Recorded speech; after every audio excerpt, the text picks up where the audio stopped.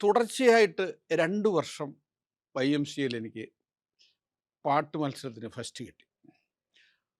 അന്ന് ജഡ്ജസായിട്ട് വന്നത് മലയാള മനോരമയിലെ ബഹുമാനപ്പെട്ട കെ.എം. മാത്യു സാറിൻ്റെ ഭാര്യ മിസസ് കെ.എം. മാത്യു, ഞങ്ങളൊക്കെ അന്നമ്മ കൊച്ചമ്മ എന്ന് വിളിക്കും. ഒരു ജഡ്ജ് ഈ അന്നമ്മ കൊച്ചമ്മയായിരുന്നു. ഒന്ന് മൈക്കിൾ എന്ന് പറയുന്ന ഒരു വയലിനിസ്റ്റ്, പിന്നെ ഒരു തങ്കപ്രസാദ്, ഇവരൊക്കെയായിരുന്നു ജഡ്ജസ്.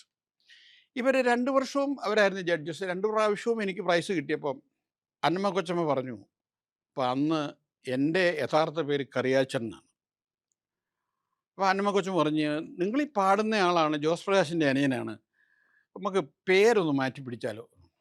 അപ്പം എനിക്ക് വേറെ പേരൊന്നും ഇല്ല, എൻ്റെ വീട്ടിലിട്ട പേരാണ്. അല്ല, ഞങ്ങളൊരു പേര് സജസ്റ്റ് ചെയ്യാം എന്നും പറഞ്ഞ് അന്നമ്മ കൊച്ചമ്മയാണ് ഈ പ്രേം പ്രകാശ് എന്നുള്ള പേരെനിക്ക് തന്നത്. ശരിക്കും പറഞ്ഞാൽ ഞാൻ സ്വപ്നത്തിൽ പോലും കരുതാത്ത ഒരു പേരാണ്. അപ്പം ഞാൻ ചോദിച്ചു, എന്തുകൊണ്ടാണ് ഇങ്ങനൊരു പേര് സജസ്റ്റ് ചെയ്തത്? അല്ല, അതിൽ പ്രകാശ് എന്ന് പറയുന്നത് നിങ്ങളുടെ ജ്യേഷ്ഠൻ ജോസ് പ്രകാശിൻ്റെ പ്രകാശുണ്ട്. അന്ന് പ്രേം നസീർ വലിയ കത്തി നിൽക്കുന്ന നടനാണ്, അതുകൊണ്ട് അതും കൂടെ ചേർത്തതാണെന്നും പറഞ്ഞ് ഇട്ടതാണ്.